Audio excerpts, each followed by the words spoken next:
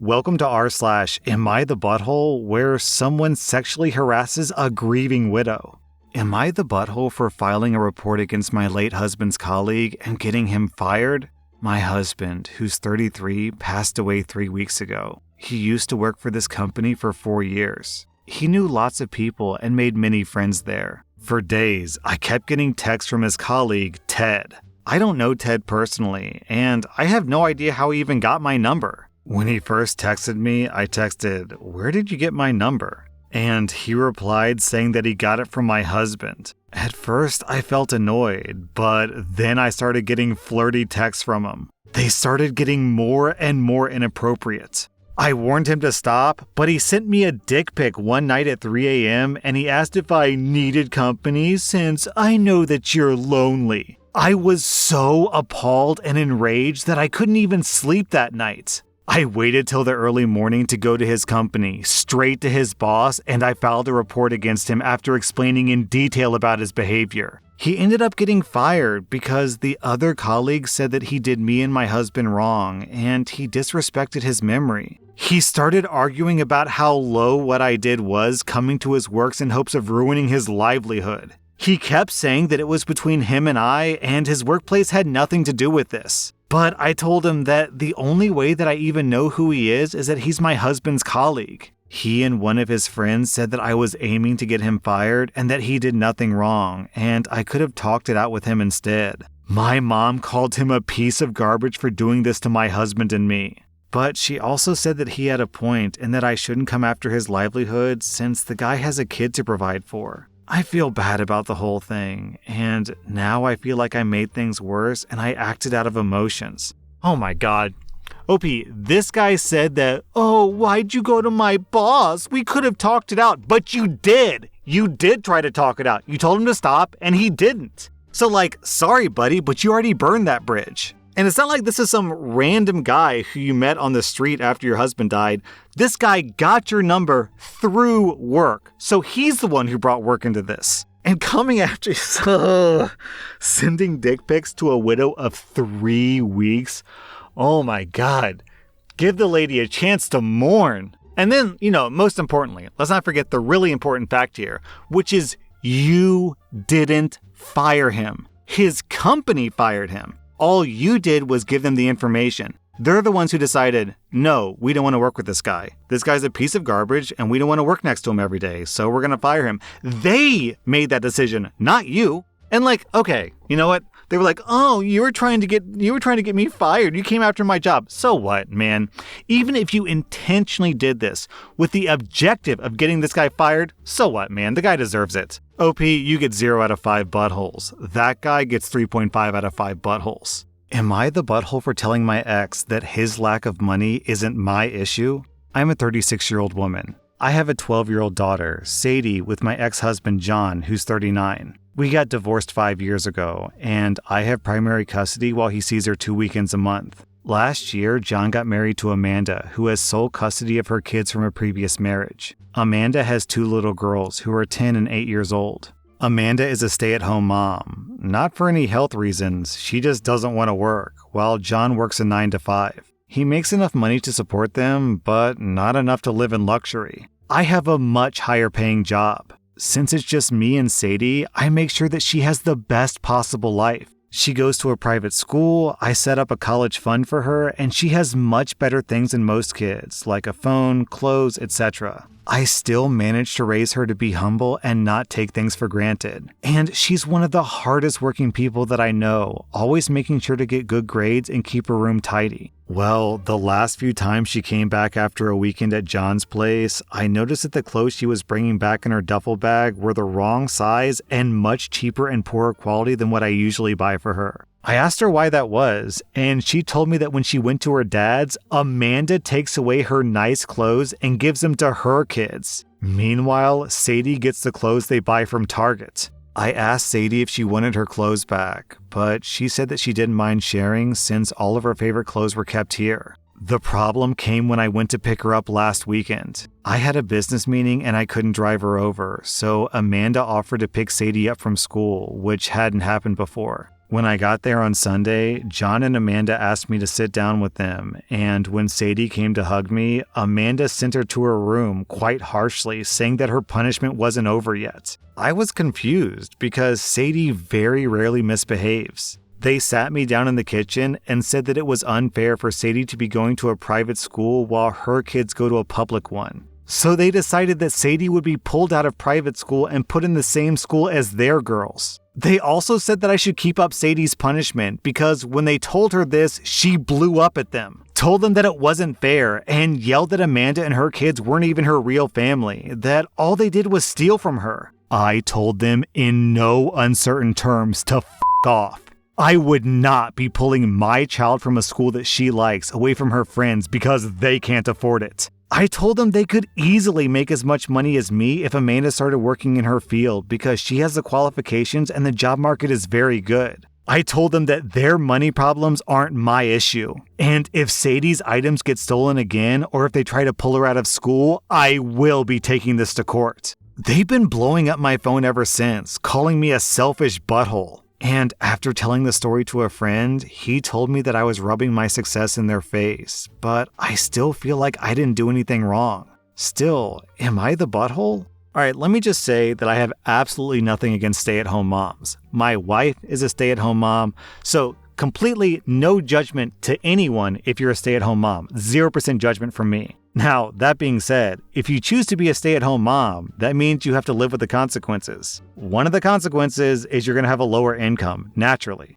So if Amanda wants to stay home and be a stay-at-home mom, then sure, more power to her, but she can't get upset because she doesn't have enough money, because if you want more money, go get a job. This is especially true since her kids are, 8 and 10 years old? If your kids are 8 and 10, then what's there to do? They're off at school all day. I don't want to belittle what it takes to raise kids, but you're not going to be doing laundry all day, Monday through Friday from 9 to 3 while kids are at school? That means Amanda's spending lots of time watching Netflix, chilling out, doing whatever she wants. And again, like I said, more power to her. But punishing a 12-year-old girl because her mommy is richer than you is awful. They are completely deluded and extremely entitled. They're literally stealing from a 12-year-old. Come on now. OP, you were completely justified in the way that you reacted. And no, you're not rubbing your success in their faces, you're just living your normal life.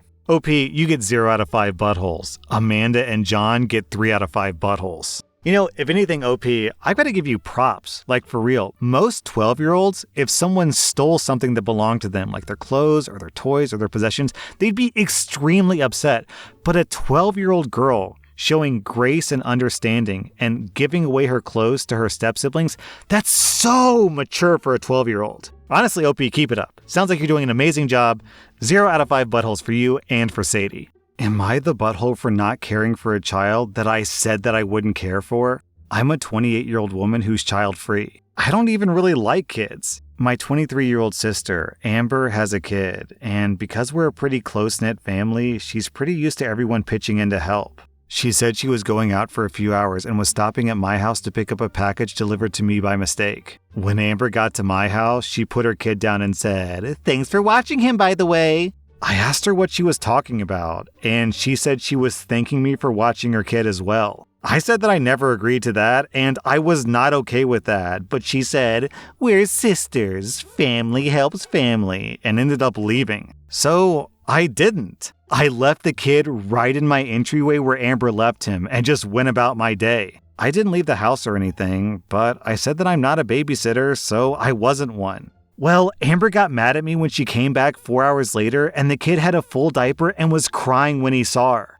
I told her that I said that I wasn't watching her kid, and she's lucky that I didn't call the police. But Amber said that not wanting to babysit doesn't mean that you just don't do it. The entire family sides with her, and Amber says that she's cutting me off until I apologize and make more of an effort with my nephew.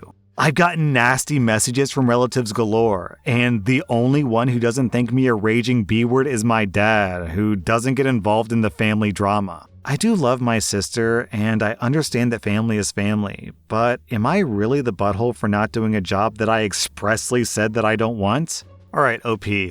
Obviously, Amber is a butthole for just dropping the kid on you when you said that you didn't want to do it. She was being very entitled and she shouldn't have done that. However, once the child was physically in your care and she left, you can't just completely ignore a baby for 4 hours. That's very dangerous and very irresponsible. And yes, I understand that it's not your responsibility, but the simple matter is that a crying, probably less than 1-year-old baby based on this story doesn't care about whose fault it is or who's in the right, who's in the wrong. A baby has needs, and if a baby doesn't get those needs, her health is in danger. So once your sister left, you had 2 choices. 1, suck it up and babysit your nephew. Or 2, immediately call the cops and say that someone abandoned a child on your doorstep. Leaving a child unattended and uncared for was not an option on that list. So this story is definitely an everyone sucks here situation. I'm giving everyone in this story, except for the baby, 3.5 out of 5 buttholes. I do appreciate the pettiness, OP, but don't be petty at the expense of a baby. Am I the butthole for going to a different hotel during my vacation with my husband? This is our first real vacation since 2020, and my first vacation with just my husband in over 10 years. Our 17-year-old daughter, Annie, was left home alone. For some reason, recently, Annie can do nothing right in my husband's eyes. The way she dresses, her music, her chores, he calls her irresponsible, but it's the farthest thing from the truth. Annie has a summer job and she makes good grades. In fact, she's kind of a hermit for her age. Unbeknownst to me, my husband set the hot water heater to refill only 1 time a day while we were gone. Annie did some dishes and laundry. When she went to go take a shower, the water was cold. She was upset and thought that it was broke and called us panicking. My husband yelled at her for wasting our hot water and telling her how irresponsible she was, which made her cry. I got madder than I've ever been in this marriage and basically said that most parents would love to have a 17-year-old like Annie. We argued and screamed all night, so the next day I left the resort to a little hotel down the street. My husband's been trying to call me, and I told Annie to block her father and don't pay any attention to him. My husband is mad about the wasted money on this vacation, but I can't stand to even look at him over an argument over something so stupid and preventable. Okay, hold on. Your husband turned off the hot water heater. Didn't tell anyone, didn't tell Annie, didn't tell you. Then when Annie used all the hot water, from doing chores no less, from being responsible, from doing laundry and dishes, she runs out of hot water, panics, and is like, hey, what's up with the hot water? Something's wrong here. He yells at her? Why? What did she do? She did the dishes? She did the laundry? And then she wanted to clean herself? What? Yo, OP, is your husband okay? Is he mentally unwell? Does he have a brain tumor or something? Why is he getting so upset over your daughter for nothing? Not even for nothing, for being a good person. You spoiled, entitled brat doing the dishes and the laundry while you're home alone, instead of most 17-year-olds who would invite over their boyfriend or throw a party. What? Am I missing something here? Why would you not want your daughter to have a hot shower? I'm so confused, guys. Is he just an abusive douchebag? But OP seems to be, intelligent.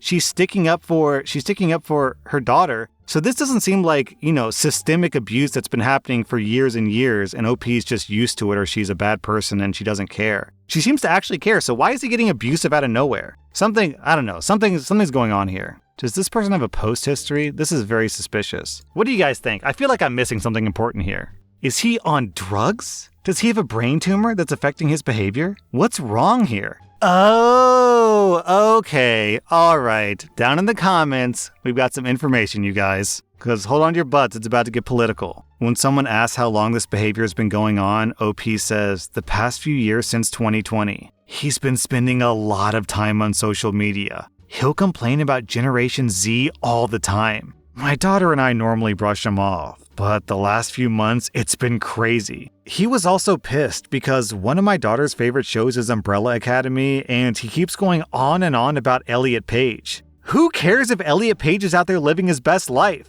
He's acting like he's taking it personally or something. I don't even know anymore. OP, I regret to inform you that your husband is transforming into a boomer. Kids these days, with their avocado toast and their valuing basic human rights, what irresponsible, entitled brats are! OP, I think you need to try to get your husband off of social media because Facebook is corrupting his brain. Hopefully it's not too late for you. I'm giving you and your daughter 0 out of 5 buttholes. You seem like a good mother, and Annie seems like a good daughter. Your husband, however, seems like he's a few Facebook posts away from going off the deep end. I'm giving your husband 2.5 out of 5 buttholes. Oh, geez. Man, okay, in another post, another reply, OP says that her husband has been one of those, kids have it so easy these days. Okay, so first of all, they don't. Kids literally just don't have it easier. But even if they do, wouldn't you want that to be the case? I have a daughter. I don't want her to suffer. I don't want her to grow up miserable and having to work harder than I did. I want her to have a good life. I want her to be happy and have money and be able to afford an apartment and have her basic rights be protected.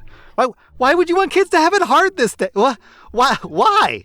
That was rSlash the Butthole. And if you like this content, check out my podcast where I publish the exact same episodes. Also, hit that subscribe button because I put out new Reddit videos every single day.